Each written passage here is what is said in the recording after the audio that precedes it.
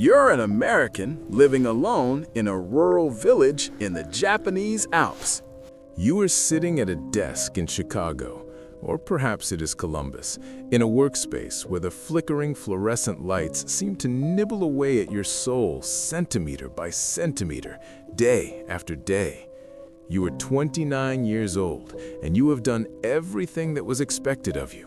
You graduated with honors, you landed the entry-level position, you waited for your first promotion, then the second, and you settled into the relentless cycle of the modern Western dream. The morning commute with lukewarm coffee in a cardboard cup, the endless spreadsheets, the pre-packaged salads eaten in front of a dual monitor setup, and the evening return to an apartment that is nothing more than a beige concrete box with walls so thin you can hear your neighbor's microwave beep at exactly 6:30 every evening. You stare at the ceiling for hours, unable to remember the last time you felt truly alive, truly present in your own skin. Success, as it was sold to you, feels a lot like slow-motion suffocation. Then, one Tuesday night in November, while the rain drums against your window and you are mindlessly scrolling through obscure internet forums to escape the silence of your room, you stumble upon a post. It is written by a man who walked away from an accounting firm in Ohio to move to a village you have never heard of, tucked into the jagged, snow-heavy folds of the Japanese Alps. This isn't a travel blog with saturated filters and curated smiles. It is a raw account of snow that rises to the second-story windows, of a silence so deep it makes your ears ring, and of the terrifying, beautiful sensation of becoming absolutely nobody.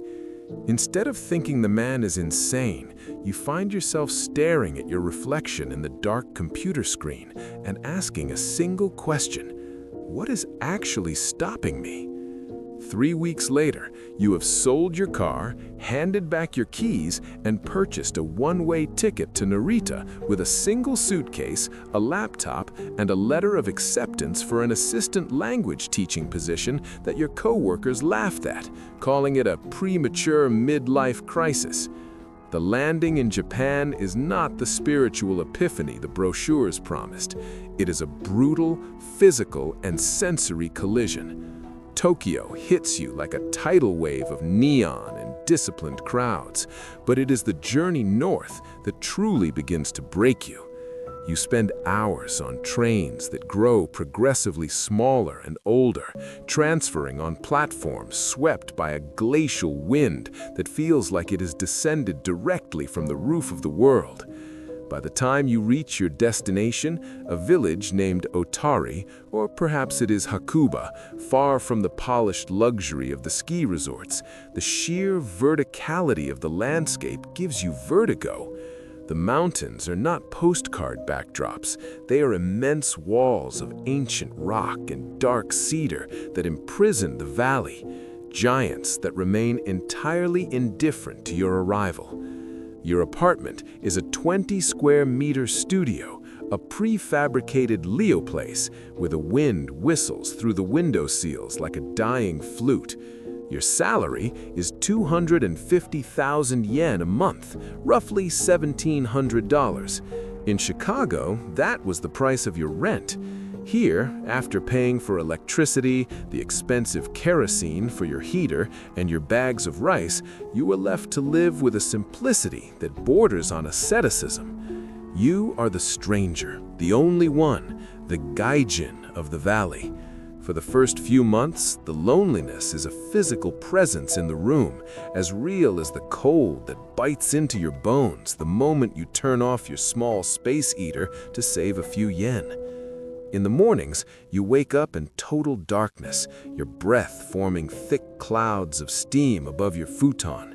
It is minus 10 degrees Celsius outside and barely warmer inside. You learn very quickly that rural Japan is not the land of high technology, but the land of quiet endurance. This is where you encounter your first psychological survival tool, the concept of Gaman. It is not merely patience, it is a dignified toughness, a silent perseverance in the face of the inevitable and the unpleasant.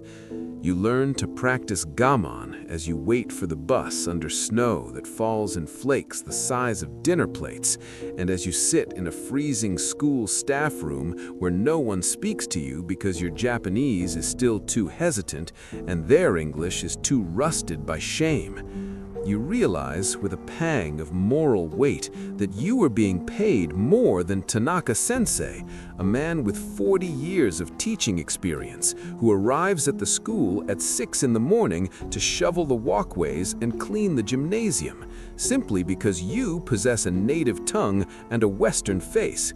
It is a silent power dynamic, a privilege that feels like a lead weight in your pocket every time you receive your pay envelope, knowing that you are the least productive person in the building. You see the gaze of the village elders, farmers with hands gnarled like ginger roots, who watch you pass with a curiosity that is neither hostility nor a welcome. You are a ghost flickering through their ancient cyclical reality. The bureaucracy of the village becomes your new religion. You spend entire afternoons at the village office, the yakuba, trying to understand why you need 3 different forms stamped with a seal you don't yet own just to gain the right to dispose of your trash in 6 different categories. The Japanese administration is a labyrinth of invisible rules that are never explained but which everyone seems to know by osmosis. This is where you discover enryo, a social restraint so deep it dictates the very air you breathe. It is the art of never imposing your desires, your complaints, or your presence too loudly on others. You learn to be silent when the school's heating system fails, to smile when you are asked the 100th time if you can use chopsticks, and to accept that your private life is the primary topic of conversation at the local grocery store. In a village of 800 people, your very existence is the most exotic event of the decade. Zen gardens and meditation were the stuff of travel blogs. The reality you lived is the cloying smell of kerosene, the metallic taste of cheap green tea drunk to thaw your fingers, and the constant losing battle against the black mold that tries to claim your tatami mats because of the mountain humidity. Then, slowly, almost imperceptibly, the nature of time begins to change. Back in Chicago, time was a financial asset, a resource to be optimized, billed, and never wasted. Here, time becomes cyclical, almost geological. There is no urgency because there is nowhere else to go. You begin to notice details that you would have been blind to in your previous life. The specific hollow sound of the crows gathering before a storm, the way the sunlight catches the jagged peaks at exactly 4:15 in the afternoon, turning the valley into a well of deep blue shadow. You learn the phrase Shoganai. It cannot be helped. The train is delayed by an avalanche? Shoganai. You missed the only grocery delivery of the week? Shoganai. It is a surrender that is not a defeat, but a liberation. You stop fighting against the reality of the world and start flowing with it. Your Western self, the one that wanted to conquer, to achieve titles, and to accumulate the outward signs of success, starts to erode under the weight of the snow. You become thinner, quieter, and more observant.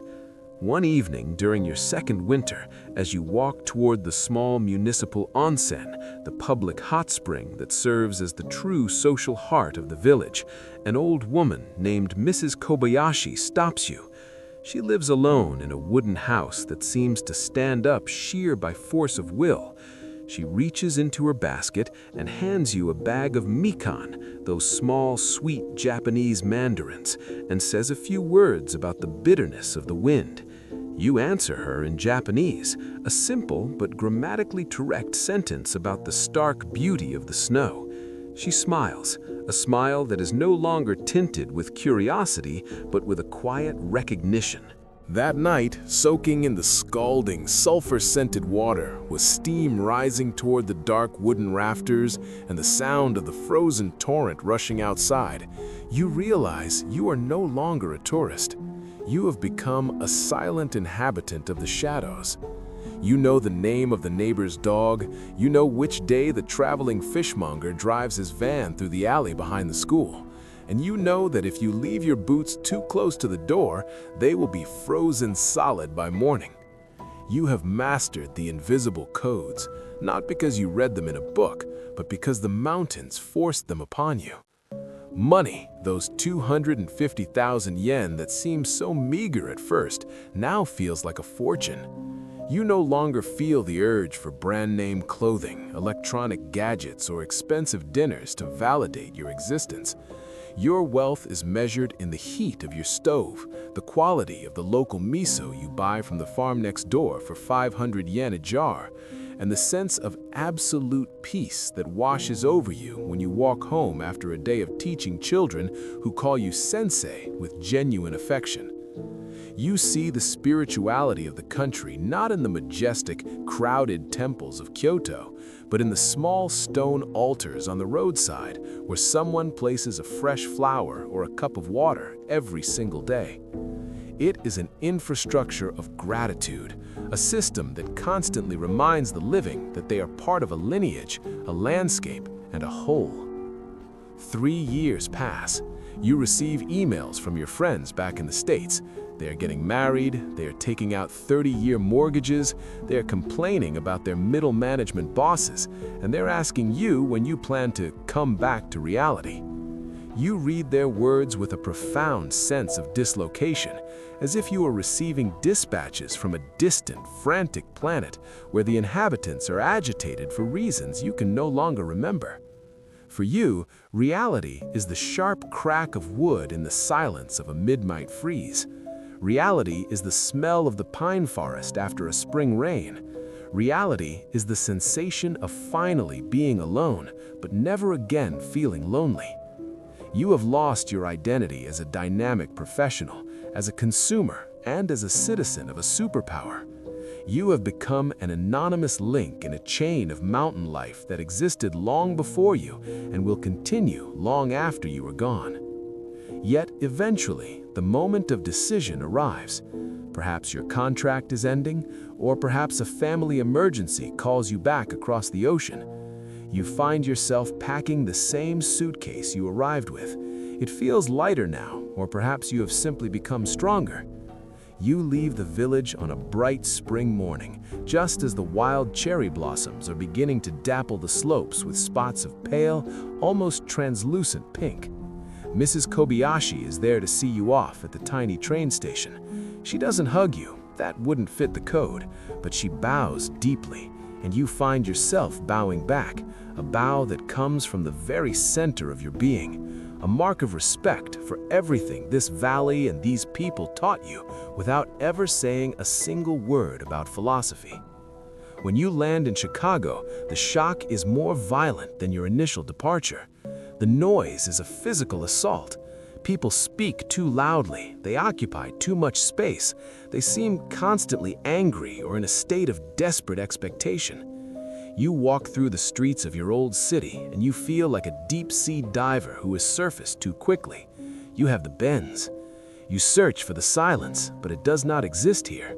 You search for the restraint, for the enryo, but everything is a loud affirmation of the ego. You settle back in, you find a new job, you are more qualified now. Your international experience is a polished asset on your resume, but you are permanently out of sync. You are here, physically, but a vital part of you remains stuck in a crevasse of the Japanese Alps, buried under 3 meters of powder snow. You catch yourself bowing slightly to the confused cashier at the supermarket. You lower your voice to a whisper on the train. You instinctively conserve water, electricity, and space. You realize that the journey didn't end when you pass through customs. It will never end. You are condemned to be a stranger everywhere now, too Japanese for America, too American for Japan. But in the moments of greatest stress, in the chaotic heart of the megalopolis, you close your eyes and visualize your tiny studio in the mountains. You smell the kerosene and the cedar. You hear the whistle of the wind against the glass, and you whisper softly to yourself, Shoganai. And suddenly, in the middle of the crowd chasing plastic dreams, you find that bitter, beautiful peace again, the gift of the cold and the silence that you will carry with you until your very last breath. Because you know now that you never really start your life over, you just learn to listen to it differently, in the silence of a valley that no one else knows.